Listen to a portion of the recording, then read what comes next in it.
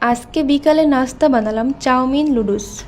সাথে রয়েছে চিংড়ি মাছ কুচি, মুরগির গোস্ত, সিম, আলু কুচি আর একটা ডিম। আলু কুচি আর সিম কুচি একসাথে সিদ্ধ করলাম।